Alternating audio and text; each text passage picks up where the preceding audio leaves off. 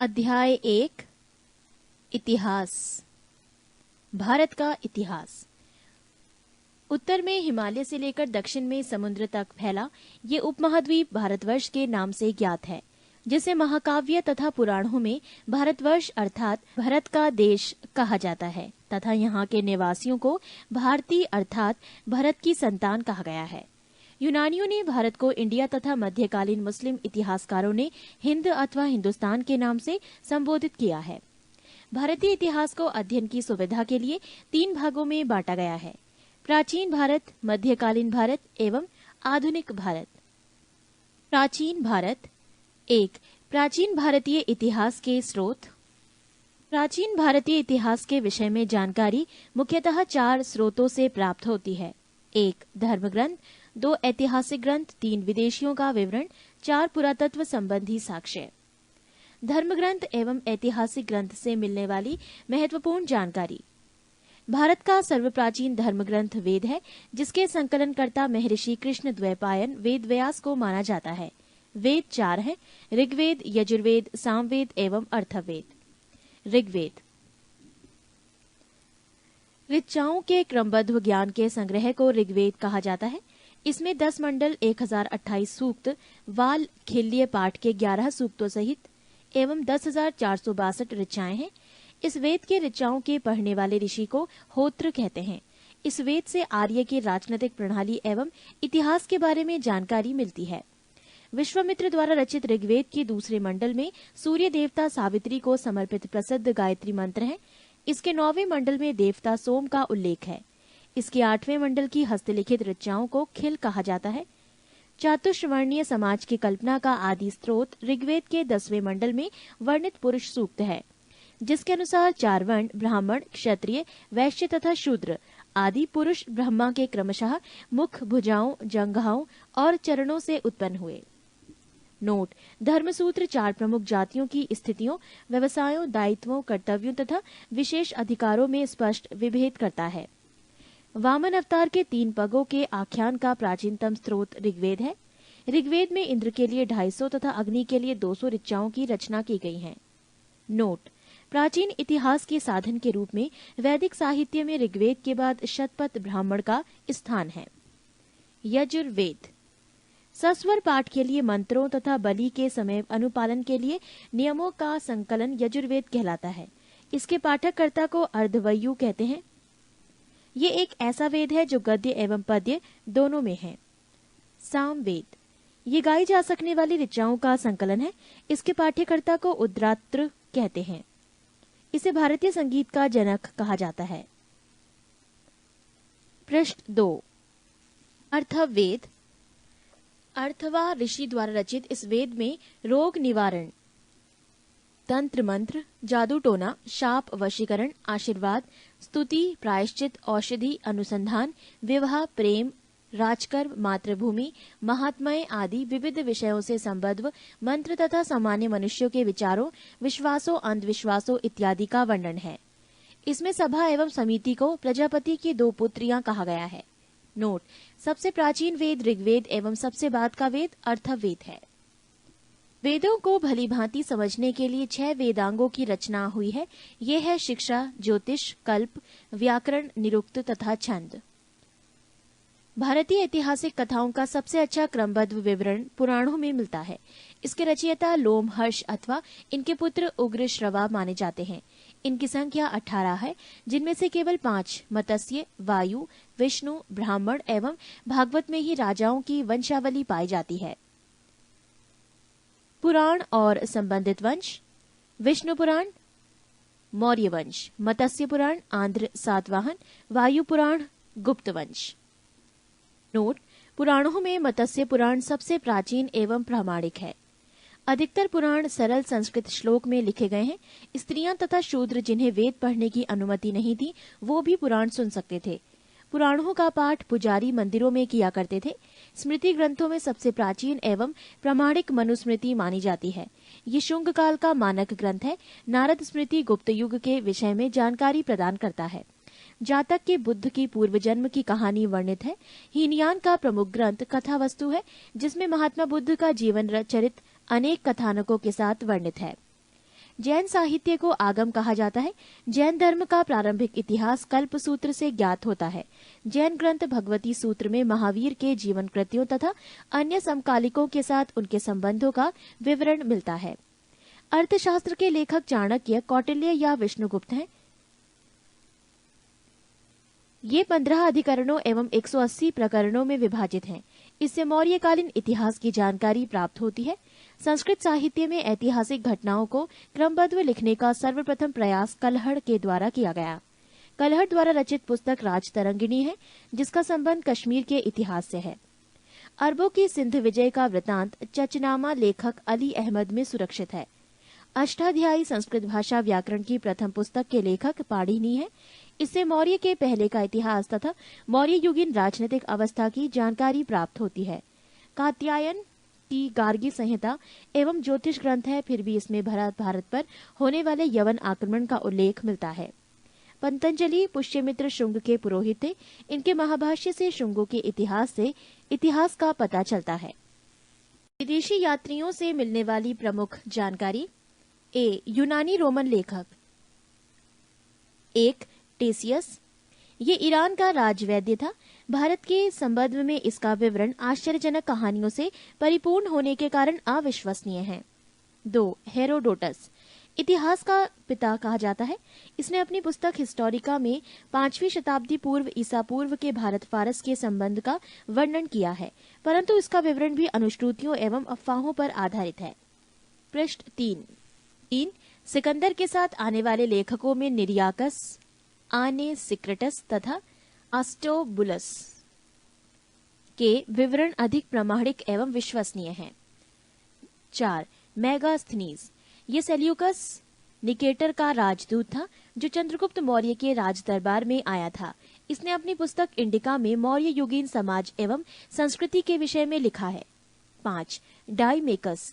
ये सीरियन नरेश आंतियोकस का राजदूत था, जो बिंदुसार के राज दरबार में आया था। इसका विवरण भी मौर्य युग से संबंधित है। 6. डायोनीसियस। ये मिस्र नरेश टॉलेमी फिलेडेल्फस का राजदूत था, जो अशोक के राज दरबार में आया था। 7. टॉलेमी। इसने 2री शताब्दी में भारत का भूगोल नामक पुस्तक लिखी। 7. Pliny.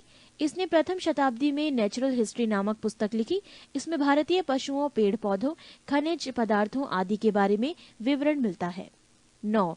Periplus of the Erythraean सी। इस पुस्तक के लेखक के बारे में जानकारी नहीं है। ये लेखक करीब 80 ईस्वी में हिंद महासागर की यात्रा पर आया था। इसने उस समय के भारत के बंदरगाहों तथा व्यापारिक वस्तुओं के बारे में जानकारी दी है। बी. चीनी लेखक। 1. फाहियान। ये चीनी यात्री गुप्त नरेश चंद्रगुप्त द्वितीय के दरबार में आया था। इसने अपने विवरण में मध्य प्रदेश के समाज एवं संस्कृति के बारे में वर्णन किया है। इसने मध्य प्रदेश की जनता को सुखी एवं समृद्ध बताया है। 2. संयुगन। ये 518 ईस्वी में भारत आया। इसने अपने 3 वर्षों की यात्रा में बौद्ध धर्म की प्राप्तियां एकत्रित की। 3. हुएनसांग। ये हर्षवर्धन के शासनकाल में भारत आया था। हुएनसांग 629 ईस्वी में चीन से भारतवर्ष के लिए प्रस्थान किया और लगभग 1 वर्ष की यात्रा के बाद सर्वप्रथम ये भारतीय राज्य कपिशा पहुंचा। भारत में 15 वर्षों तक ठहरकर 645 ईस्वी में चीन लौट गया। वो बिहार में नालंदा जिला स्थित नालंदा विश्वविद्यालय में अध्ययन करने तथा भारत से बौद्ध ग्रंथों को एकत्र कर ले जाने के लिए आया था। इसका भ्रमण वृतांत CU की नाम से प्रसिद्ध है, जिसमें 138 देशों का विवरण मिलता है। इसने हर्षकालीन समाज, धर्म तथा राजनीति के बारे में वर्णन किया है। इसके अनुसार सिंध का राजा शूद्र था। नोट: हुएनसांग के अध्ययन के समय नालंदा विश्वविद्यालय के कुलपति आचार्य शीलभद्र थे। 4. इत्सिंग।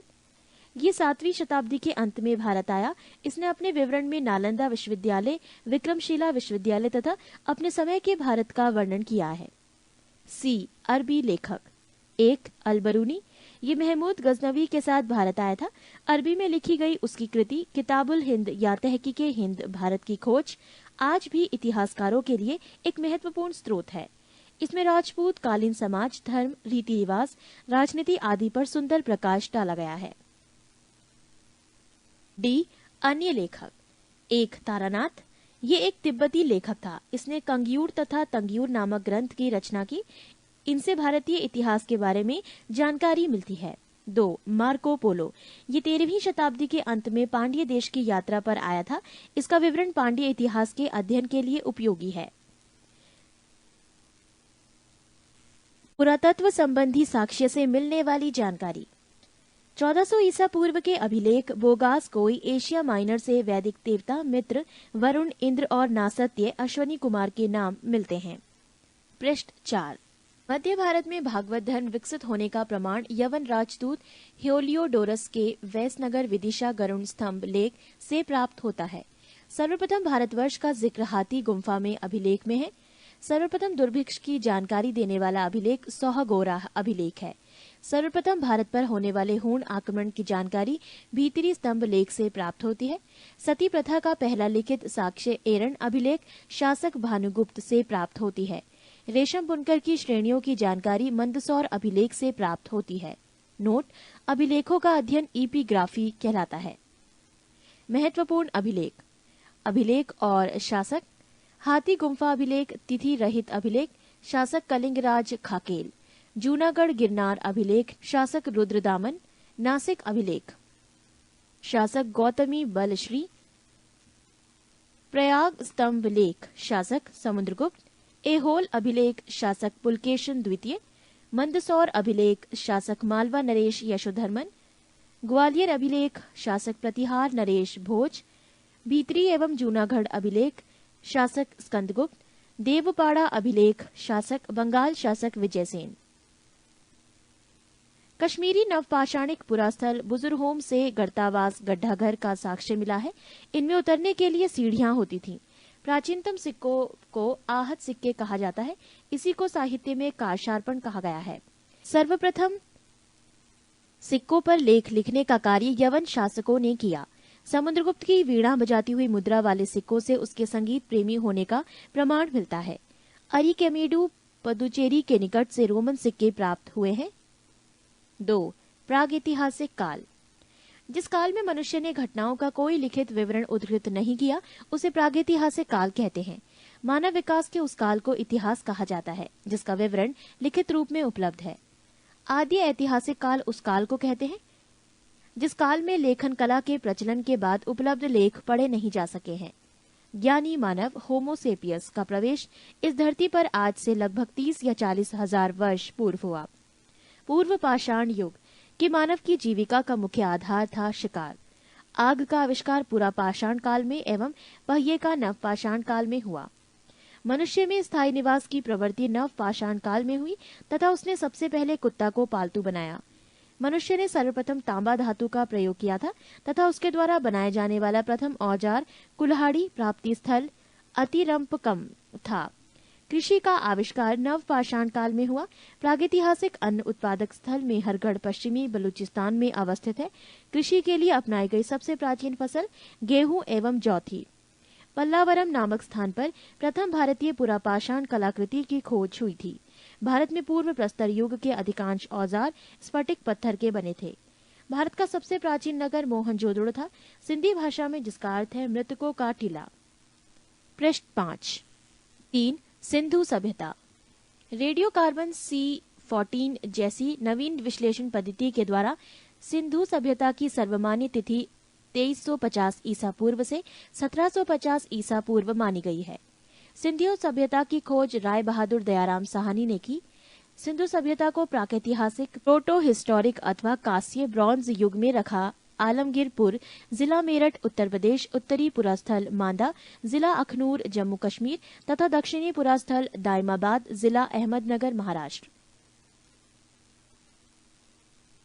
सिंधु सभ्यता या सैंधव सभ्यता नगरीय सभ्यता थी।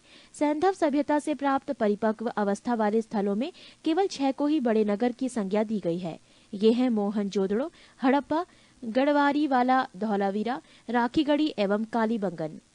स्वतंत्रता प्राप्ति पश्चात हड़प्पा संस्कृति के सर्वाधिक स्थल गुजरात में खोजे गए हैं। लोथल एवं सुतकोतदा सिंधु सभ्यता का बंदरगाह था। जुते हुए खेत और नक्काशीदार ईंटों के प्रयोग का साक्ष्य कालीबंगन से प्राप्त हुआ है। मोहनजोदड़ो से प्राप्त अन्नागार संभवतः सैंधव सभ्यता की सबसे बड़ी इमारत है।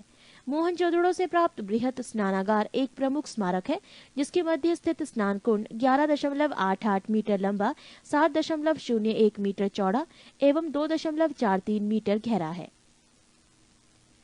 अग्निकुंड लोथल एवं कालीबंगन से प्राप्त हुए हैं। मोहनजोदड़ो से प्राप्त एक शील पर 3 मुख वाला देवता पशुपतिनाथ की मूर्ति मिली है। उनके चारों ओर हाथी, गेंडा, चीता एवं भैंसा विराजमान है। मोहनजोदड़ो से नर्तकी की एक कांस्य मूर्ति मिली है। हड़प्पा की मोहरों पर सबसे अधिक एक श्रृंगी पशु का अंकन मिलता है। मनके बनाने के कारखाने लोथल एवं चन्हूदड़ो से मिले हैं। सिंधु सभ्यता की लिपि भाव चित्रात्मक है। ये लिपि दाई से बाईं ओर लिखी जाती थी। जब अभिलेख एक से अधिक पंक्तियों का होता था तो पहली पंक्ति दाईं से बाईं और दूसरी बाईं से दाईं ओर लिखी जाती थी। सिंधु सभ्यता के लोगों ने नगरों तथा घरों के विन्यास के लिए ग्रीड पद्धति अपनाई। घरों के दरवाजे और खिड़कियां सड़क की ओर न खुलकर पिछवाड़े की ओर खुलते थे। केवल लोथल नगर के घरों के दरवाजे मुख्य सड़क की ओर खुलते थे। सिंधु सभ्यता में मुख्य फसल थी गेहूं और जौ। सैंधव वासी मिठास के लिए शहद का प्रयोग करते थे। रंगपुर एवं लोथल से चावल के दाने मिले हैं, जिनसे धान की खेती होने का प्रमाण मिलता है। चावल के प्रथम साक्ष्य लोथल से ही प्राप्त हुए हैं। सुरकोतदा, कालीबंगन एवं लोथल से सैंधवकालीन घोड़े के अस्थि पंजर मिले हैं। तौल की इकाई संभवतः 16 के अनुपात में थी। सैंधव सभ्यता के लोग यातायात के लिए 2 पहियों एवं 4 पहियों वाली बैलगाड़ी या भैंसा गाड़ी का उपयोग करते थे। सिंधु काल में विदेशी व्यापार, आयातित वस्तुएं और प्रदेश। तांबा प्रदेश खेतड़ी, बलूचिस्तान, ओमान। चांदी अफगानिस्तान, ईरान। सोना Karnataka, Afghanistan, Iran. Tin Afghanistan, Iran. गोमेद सौराष्ट्र, लाजवर्द मेसोपोटामिया। सीसा ईरान। पृष्ठ 6। मेसोपोटामिया के अभिलेखों में वर्णित मेलुहा शब्द का अभिप्राय सिंधु सभ्यता से ही है। संभवतः हड़प्पा संस्कृति का शासन वाणिक वर्ग के हाथों में था। पिग्गट ने हड़प्पा एवं मोहनजोदड़ो को एक विस्तृत साम्राज्य की जुड़वा राजधानी कहा है। सिंधु सभ्यता के लोग धरती को उर्वरता की देवी मानकर उसकी पूजा किया करते थे। वृक्ष पूजा एवं शिव पूजा के प्रचलन के साक्ष्य भी सिंधु सभ्यता से मिलते हैं। स्वस्तिक चिन्ह संभवतः हड़प्पा सभ्यता की देन है। इस चिन्ह से सूर्योपासना का अनुमान लगाया जाता है। सिंधु घाटी के नगरों में किसी भी मंदिर के अवशेष नहीं मिले हैं। सिंधु सभ्यता के मां मातृ देवी की उपासना सर्वाधिक प्रचलित थी। पशुओं में कुबड़ वाला सांड इस सभ्यता के लोगों के लिए विशेष पूजनीय था। स्त्री मृण मूर्तियां, मिट्टी की मूर्तियां अधिक मिलने से ऐसा अनुमान लगाया जाता है कि सैंधव समाज मात्र सत्तात्मक था। सैंधववासी सूती एवं ऊनी वस्त्रों का प्रयोग करते थे। मनोरंजन के लिए सैंधववासी मछली पकड़ना, शिकार करना, पशु पक्षियों को आपस में लड़ाना, चौपड़ और पासा खेलना आदि साधनों का प्रयोग करते थे। सिंधु सभ्यता के लोग काले रंग से डिजाइन किए हुए लाल मिट्टी के बर्तन बनाते थे। सिंधु सभ्यता के लोग तलवार से परिचित नहीं थे। कालीबंगन के एकमात्र हड़प्पा कालीन स्थल था, जिसका निचला शहर सामान्य लोगों के रहने हेतु भी किले से घिरा हुआ था। पर्दा प्रथा एवं वैश्यवृत्ति सैंधव सभ्यता में प्रचलित थी। शवों को जलाने एवं गाड़ने यानी दोनों प्रथाएं प्रचलित थी। हड़प्पा में शवों को दफनाने जबकि मोहनजोदड़ो में जलाने की प्रथा विद्यमान थी। लोथल एवं कालीबंगा में युग्म समाधियां मिली हैं। सैंधव सभ्यता के विनाश का संभवतः सबसे प्रभावी कारण बाढ़ था। आग में पकी हुई मिट्टी को टेराकोटा कहा जाता है। सैंधव सभ्यता के प्रमुख स्थल नदी, उत्खननकर्ता एवं वर्तमान स्थिति। 1. प्रमुख स्थल हड़प्पा, नदी रावी, उत्खननकर्ता दयाराम साहनी एवं माधो स्वरूप वत्स, वर्ष 1921। स्थिति पाकिस्तान का मोंटगोमरी जिला। 2.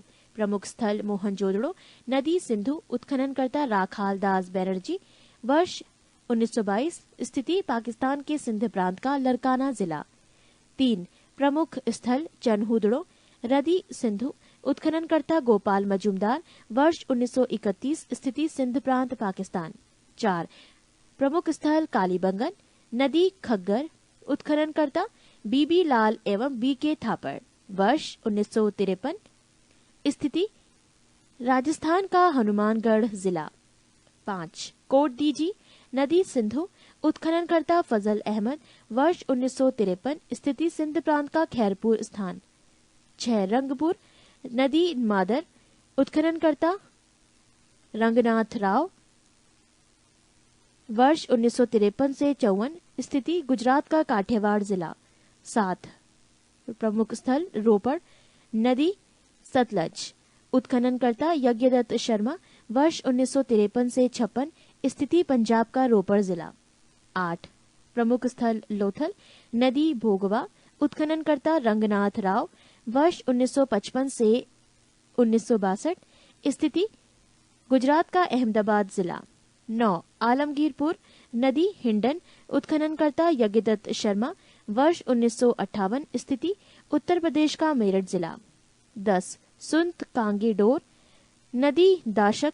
उत्खननकर्ता ऑरेंज स्टाइल जॉर्ज डेल्स। वर्ष 1927 एवं 1962। स्थिति पाकिस्तान के मकरान में समुद्र तट के किनारे। 11। बनमाली, नदी रंगोई। उत्खननकर्ता रविंद्र सिंह बिष्ट। वर्ष 1974। स्थिति हरियाणा का हिसार जिला। 12। प्रमुख स्थल धौलावीरा, नदी नील। उत्खननकर्ता रविंद्र सिंह बिष्ट। वर्ष 1990 से 91। स्थिति गुजरात के कच्छ जिला। ये थे सैंधव सभ्यता के प्रमुख स्थल, नदी, उत्खननकर्ता एवं वर्तमान स्थिति। पृष्ठ 7। 4। वैदिक सभ्यता। वैदिक काल का विभाजन 2 भागों, 1 ऋग्वैदिक काल 1500 से 1000 ईसा पूर्व और 2 उत्तर वैदिक काल 1000 से 600 ईसा पूर्व में किया गया है। आर्य सर्वप्रथम पंजाब एवं अफगानिस्तान में बसे। मैक्स मूलर ने आर्यों का मूल निवास स्थान मध्य एशिया को माना है। आर्यों द्वारा निर्मित सभ्यता वैदिक सभ्यता कहलाई। आर्यों द्वारा विकसित सभ्यता ग्रामीण सभ्यता थी। आर्यों की भाषा संस्कृत थी। आर्यों के प्रशासनिक इकाई आरोही क्रम से इन 5 भागों में बटा था: कुल, ग्राम, विश, जन, राष्ट्र। ग्राम के मुखिया ग्रामीणी एवं विश का प्रधान विशपति कहलाते थे। जन के शासक को राजन कहा जाता था। राज्य अधिकारियों में पुरोहित एवं सेनानी प्रमुख थे। सूत, रथाकार तथा कमादी नामक अधिकारी रत्नी कहे जाते थे। इनकी संख्या राजा सहित करीब 12 हुआ करती थी। पूरब दुर्गपति एवं स्पष्ट जनता की गतिविधियों को देखने वाले गुप्तचर होते थे। वाजपति गोचर भूमि का अधिकारी होता था। उग्र अपराधियों को पकड़ने का कार्य करता था। सभा एवं समिति राजा को सलाह देने वाली संस्था थी। सभा श्रेष्ठ एवं संभ्रांत लोगों की संस्था थी, जबकि समिति सामान्य जनता का प्रतिनिधित्व करती थी। इसके अध्यक्ष को ईशान कहा जाता था। युद्ध में कबीले का नेतृत्व राजा करता था। युद्ध के लिए गविष्टि शब्द का प्रयोग किया गया है, जिसका अर्थ है गायों की खोज। 10 राज्य युद्ध का उल्लेख ऋग्वेद के 7वें मंडल में है। ये युद्ध परशणी रावी नदी के तट पर सुदास एवं 10 जनों के बीच लड़ा गया, जिसमें सुदास विजय हुआ। ऋग्वैदिक समाज 4 वर्णों में विभक्त था। ये वर्ण थे ब्राह्मण, क्षत्रिय, वैश्य और शूद्र। ये विभाजन व्यवसाय पर आधारित था। ऋग्वेद के 10वें मंडल के पुरुष सूक्त में चतुर्वर्णी का उल्लेख किया गया है। इसमें कहा गया है कि ब्राह्मण परम पुरुष के मुख से, क्षत्रिय उनकी भुजाओं से, वैश्य उनकी जांघों से एवं शूद्र उनके पैरों से उत्पन्न हुए हैं। आर्यों का समाज पितृ प्रधान था। समाज की सबसे छोटी इकाई परिवार या कुल थी, जिसका मुखिया पिता होता था, जिसे कुलप कहा जाता था। स्त्रियां इस काल में अपने पति के साथ यज्ञ कार्य में भाग लेती थीं। बाल विवाह एवं पर्दा प्रथा का प्रचलन नहीं था। विधवा अपने मृतक पति के छोटे भाई देवर से विवाह कर सकती थी। स्त्रियां शिक्षण ग्रहण करती थी। ऋग्वेद में लोपा मुद्रा, घोषा, सिक्ता, आपला एवं विश्वास जैसी विदुषी स्त्रियों का वर्णन है। उपनिषदों की कुल संख्या है 108, महापुराणों की संख्या है 18 और वेदांग की संख्या है 6। ये थी इनसे जुड़ी कुछ जानकारी। जीवन भर अविवाहित रहने वाली महिलाओं को अमाजु कहा जाता था। आर्यों की मुख्य पेय पदार्थ सोमरस था। ये वनस्पति से बनाया जाता था। आर्य मुख्यतः 3 प्रकार के वस्त्रों का उपयोग करते थे: 1 वास, 2 हदिवास और 3 ऊष्णीश। अंदर पहनने वाले कपड़े को नीवी कहा जाता था। आर्यों के मनोरंजन के मुख्य साधन थे संगीत, रथदौड़, घुड़दौड़ एवं ध्रुत कीर्णा। इनसे जुड़ी कुछ और जानकारी। दिशा उत्तर वैदिक शब्द और राजा का नाम। दिशा पूर्व उत्तर वैदिक शब्द प्राची, राजा का नाम सम्राट। दिशा पश्चिम उत्तर वैदिक शब्द प्रतीची, राजा का नाम स्वराष्ट्र। दिशा उत्तर उत्तर वैदिक शब्द उदीची, राजा का नाम विराट। दिशा मध्य दक्षिण उत्तर वैदिक शब्द कुछ नहीं, राजा का नाम राजा भोज। ये थी कुछ अन्य जानकारी। पृष्ठ 8। आर्यों का मुख्य व्यवसाय पशुपालन एवं कृषि था। गाय को अधन्य न मारे जाने योग्य पशु को श्रेणी में रखा गया था। गाय की हत्या करने वाले या उसे घायल करने वाले के लिए वेदों में मृत्युदंड अथवा देश से निकाले की व्यवस्था की गई है। प्रमुख दर्शन एवं उसके प्रवर्तक। दर्शन और प्रवर्तक। चार्वाक प्रवर्तक चार्वाक, योग प्रवर्तक पतंजलि, सांख्य प्रवर्तक कपिल, न्याय प्रवर्तक गौतम, पूर्व मीमांसा प्रवर्तक जैमिनी, उत्तर मीमांसा प्रवर्तक बादरायण, वैशेविक प्रवर्तक कणाद या उलूक। आर्य का प्रिय पशु घोड़ा एवं सर्वाधिक प्रिय देवता इंद्र थे। आर्यों द्वारा खोजी गई धातु लोहा थी, जिसे श्याम अयस कहा जाता था। तांबे को लोहित अयस कहा जाता था। व्यापार हेतु दूर दूर तक जाने वाला व्यक्ति को पढ़ी कहते थे। लेन देन में वस्तु विनिमय की प्रणाली प्रचलित थी। ऋण देकर ब्याज लेने वाला व्यक्ति को वैकनॉट सूदखोर कहा जाता था। मनुष्य एवं देवता के बीच मध्यस्थ की भूमिका निभाने वाले देवता के रूप में अग्नि की पूजा की जाती थी।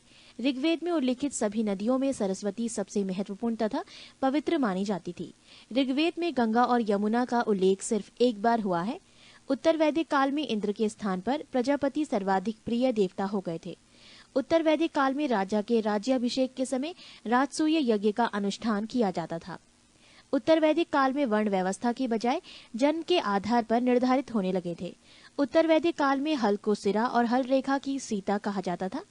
उत्तर वैदिक काल में निष्क और शतमान मुद्रा की इकाइयां थी, लेकिन इस काल में किसी खास भार, आकृति और मूल्य के सिक्कों के चलन का कोई प्रमाण नहीं मिलता। सांख्य दर्शन भारत के सभी दर्शनों में सबसे प्राचीन है। इसके अनुसार मूल तत्व 25 हैं, जिनमें प्रकृति पहला तत्व है। सत्यमेव जयते मुंडकोपनिषद से लिया गया है। इसी उपनिषद में यज्ञ की तुलना टूटी नाव से की गई है। गायत्री मंत्र सवित्र नामक देवता को संबोधित है, जिसका संबंध ऋग्वेद से है। उत्तर वैदिक काल में कौशाम्बी नगर में प्रथम बार पक्की ईंटों का प्रयोग किया गया है। महाकाव्य 2 हैं, महाभारत एवं रामायण। महाभारत का पुराना नाम जय संहिता है। ये विश्व का सबसे बड़ा महाकाव्य है।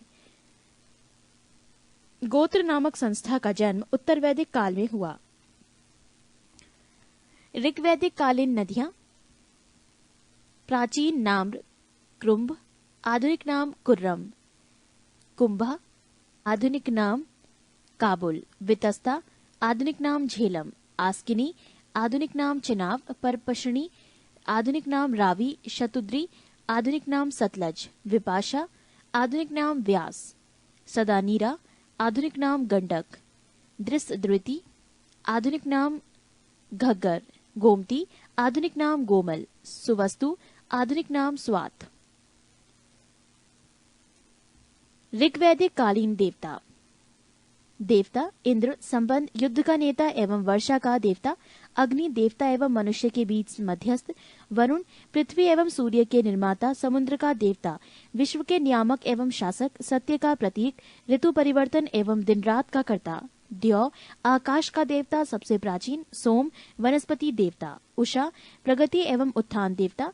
आश्विन, विपत्तियों को हरने वाला देवता। पूषण, पशुओं का देवता। विष्णु, विश्व के संरक्षक एवं पालनकर्ता। मरुत, आंधी तूफान का देवता। पृष्ठ 9। 5 महाजनपदों का उदय। बुद्ध के जन्म के पूर्व 6ठी शताब्दी ईसा पूर्व में भारतवर्ष 16 जनपदों में बटा हुआ था। इसकी जानकारी हमें बौद्ध ग्रंथ अगुंतर निकाय से मिलती है। 1 महाजनपद अंग, राजधानी चंपा। क्षेत्र आधुनिक स्थान भागलपुर, मुंगेर, बिहार। 2 मगध, राजधानी गिरिब्रज राजगृह। क्षेत्र पटना, गया, बिहार। 3 काशी, राजधानी वाराणसी। क्षेत्र वाराणसी के आसपास उत्तर प्रदेश। 4 महाजनपद वत्स, राजधानी कौशाम्बी। क्षेत्र इलाहाबाद के आसपास उत्तर प्रदेश। 5 महाजनपद वज्जी, राजधानी वैशाली, विदेह और मिथिला। क्षेत्र मुजफ्फरपुर एवं दरभंगा के आसपास का क्षेत्र। 6 महाजनपद कौसल, राजधानी श्रावस्ती। क्षेत्र फैजाबाद, उत्तर प्रदेश। 7 महाजनपद अवंती, राजधानी उज्जैन या महिष्मती, क्षेत्र मालवा उत्तर प्रदेश। 8 महाजनपद मल, राजधानी कुशावती, क्षेत्र देवरिया उत्तर प्रदेश। 9 महाजनपद पंचाल, राजधानी आहिचत्र कांपिल्य, क्षेत्र बरेलू बदायूं फर्रुखाबाद उत्तर प्रदेश। 10 महाजनपद चेदी, राजधानी शक्तिमती, क्षेत्र बुंदेलखंड उत्तर प्रदेश। 11 महाजनपद कुरु, राजधानी इंद्रप्रस्थ, क्षेत्र आधुनिक दिल्ली मेरठ एवं हरियाणा के कुछ क्षेत्र। 12 महाजनपद मत्स्य, राजधानी विराटनगर, क्षेत्र जयपुर राजस्थान के आसपास के क्षेत्र। 13 महाजनपद कंबोज, राजधानी हाटक, क्षेत्र राजौरी एवं हजारा क्षेत्र उत्तर प्रदेश। 14 अध्य महाजनपद शूरसेन, राजधानी मथुरा, क्षेत्र मथुरा उत्तर प्रदेश। 15 महाजनपद अशमक, राजधानी पोटली या पोतन, क्षेत्र गोदावरी नदी क्षेत्र दक्षिण भारत का एकमात्र जनपद। 16 महाजनपद गांधार, राजधानी तक्षशिला, क्षेत्र रावलपिंडी एवं पेशावर, पाकिस्तान।